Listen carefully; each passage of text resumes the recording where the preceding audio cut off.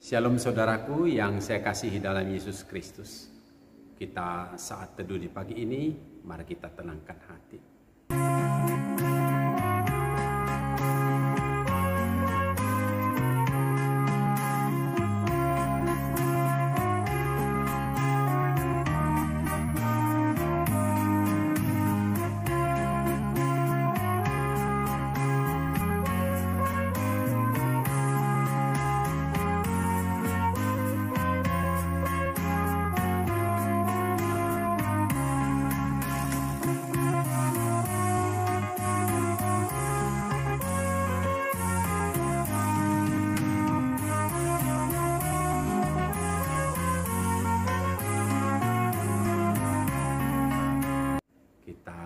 Sujud dalam doa, kita berdoa.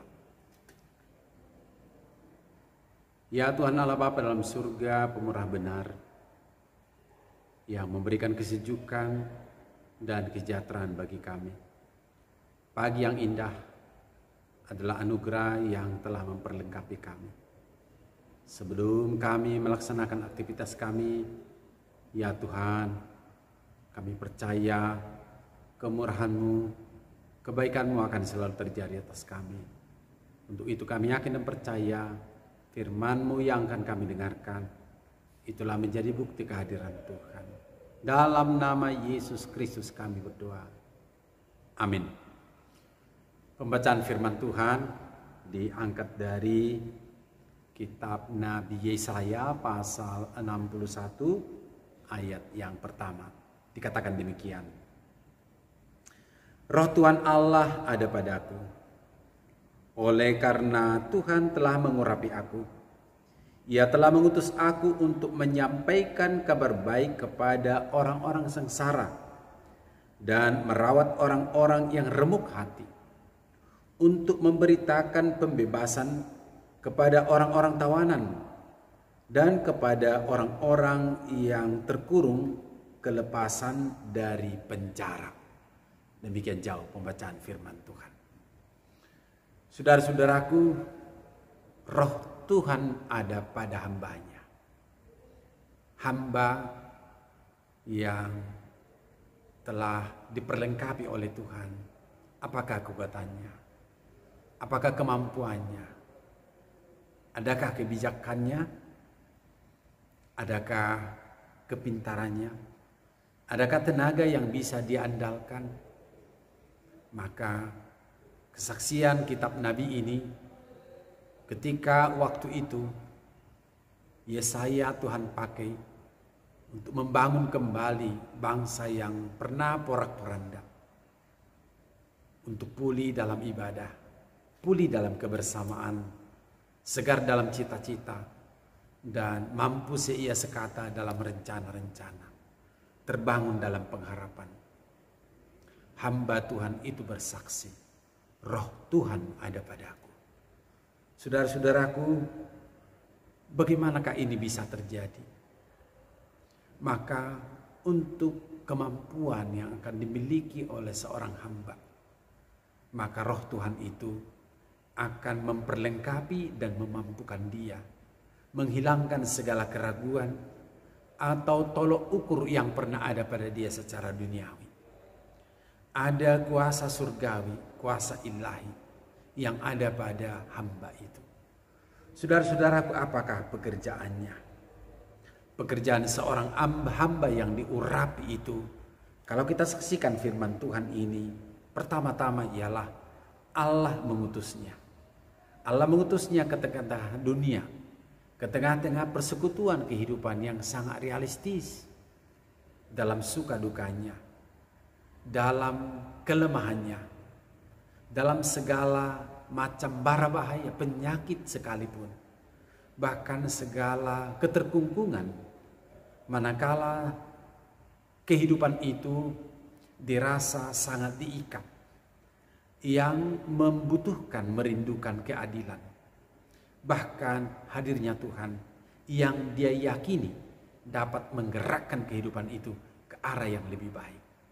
Maka seorang hamba yang telah diurapi oleh roh Tuhan, Allah sendiri pun bercita-cita mulia memakai hamba itu sebagai tanda kehadiran Tuhan.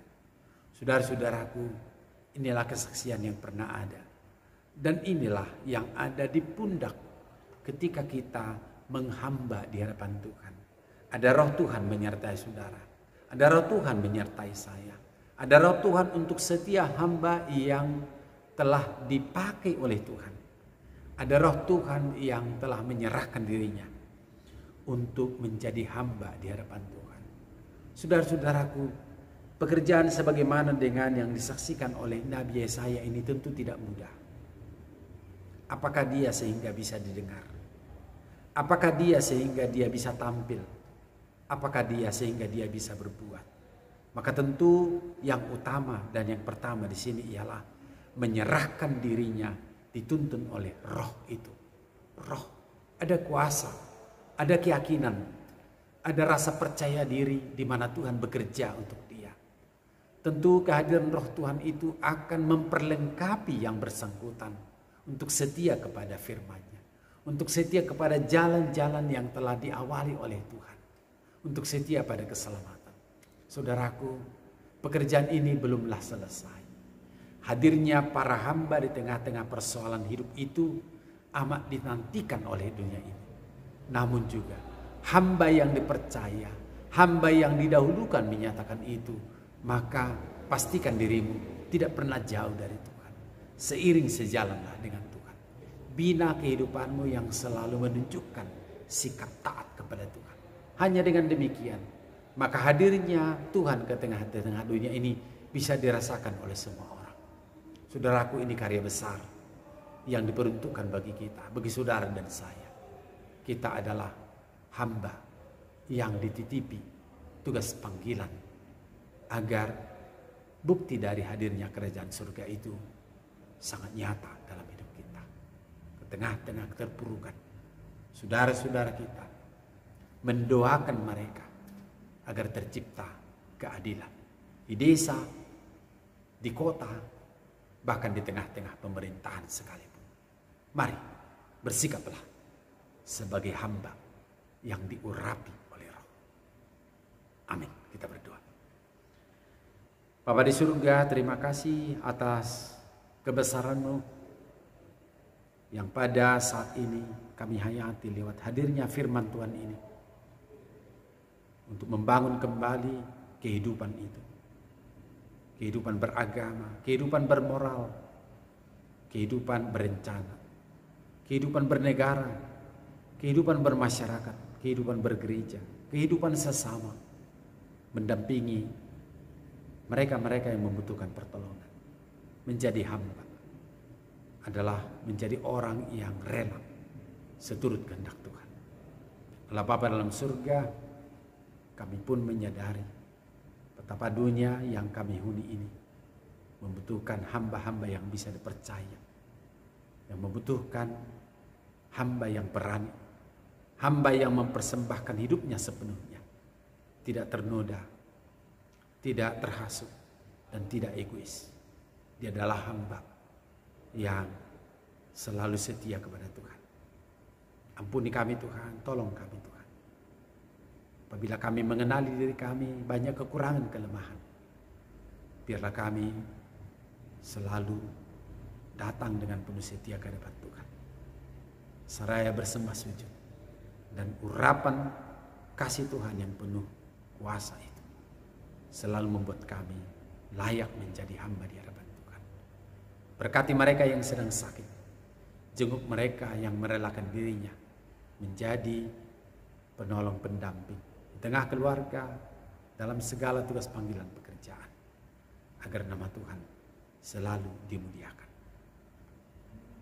Anugerah daripada Allah Bapa kita, pengasihan dari anak Yesus Kristus, dan persekutuan dengan Roh Kudus biarlah senantiasa memberkati kita. Amin. Saudaraku, mari kita melaksanakan aktivitas kita. Salam sehat selalu.